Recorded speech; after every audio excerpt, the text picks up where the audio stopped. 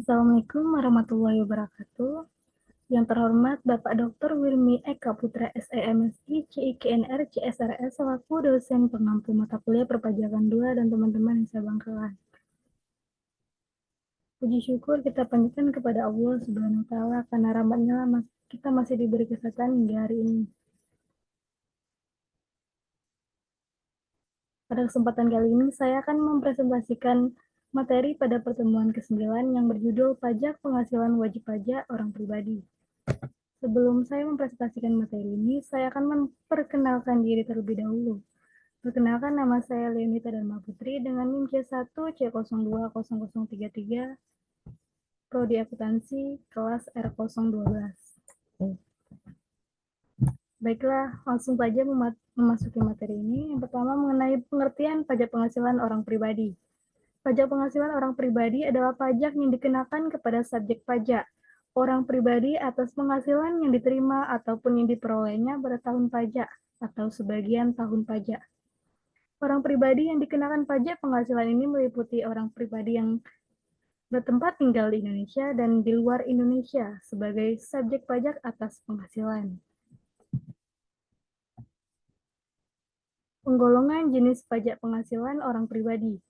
Segala bentuk penghasilan di Indonesia dapat dibedakan menjadi 3 golongan sesuai dengan Pasal 4 Ayat 2 Undang-Undang Pajak Penghasilan, yang menyatakan bahwa pada akhirnya ditetapkan pajak atas golongan penghasilan tertentu. Yang pertama, penghasilan yang merupakan objek pajak yang dipotong pajak penghasilan final pada Pasal 4 Ayat 2. Yang kedua, penghasilan yang merupakan objek pajak penghasilan tidak bersifat final pada Pasal 4 Ayat 1. Dan penghasilan yang bukan merupakan objek pajak pada Pasal 4 Ayat 3. Subjek pajak penghasilan orang pribadi terdiri dari dua, yaitu subjek pajak penghasilan orang pribadi dalam negeri dan subjek pajak penghasilan orang pribadi luar negeri.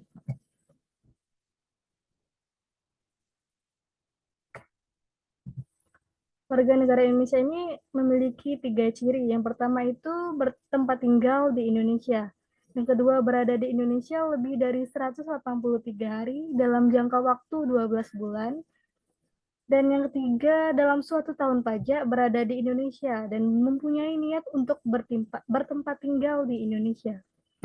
Sedangkan warga negara asing ini memiliki 3 ciri, yaitu orang pribadi yang tidak bertempat tinggal di Indonesia, warga negara asing yang berada di Indonesia tidak lebih dari 183 hari dalam jangka waktu 12 bulan, dan warga negara Indonesia yang berada di luar Indonesia lebih dari 183 hari dalam jangka waktu 12 bulan atau setahun, serta memenuhi persyaratan.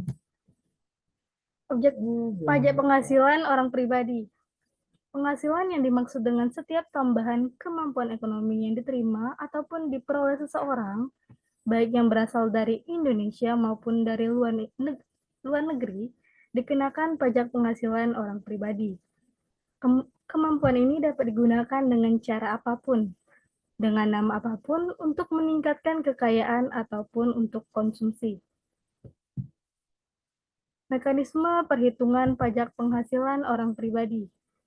Secara umum, pajak penghasilan orang pribadi ini ditentukan dengan menggunakan 3 mekanisme yang berbeda sesuai dengan jenis pendapatan dan bentuk pencatatan atau pembukuan yang digunakan, yaitu mekanisme pajak penghasilan orang pribadi secara umum, mekanisme pajak penghasilan final PP 23 tahun 2018, mekanisme pajak penghasilan orang pribadi secara NPPN. Skema pembagian mekanisme perhitungan pajak penghasilan orang pribadi. Yang pertama, jika peredaran bruto lebih besar daripada 4,8 miliar, yaitu apabila wajib pajak orang pribadi yang melakukan usaha atau pekerjaan dengan peredaran bruto lebih dari 4,8 miliar setahun, wajib melakukan pembukuan dan pajak penghasilan dihitung berdasarkan mekanisme umum. Jika peredaran bruto kurang dari 4,8 miliar, maka dapat memilih metode perhitungan pajak penghasilan. Pencatatan. Pajak penghasilan dihitung berdasarkan norma perhitungan penghasilan neto pada pasal 17 Undang-Undang Pajak Penghasilan Nomor 38 Tahun 2008 atau pajak penghasilan dihitung berdasarkan PP Nomor 23 Tahun 2018. Sedangkan pembukuan ini jika memilih pembukuan, maka pajak penghasilan ini dihitung berdasarkan mekanisme umum. Baiklah, itulah materi yang dapat saya sampaikan. Lebih kurangnya saya mohon maaf. Wabillahi taufiq wal hidayah. Wassalamualaikum warahmatullahi wabarakatuh.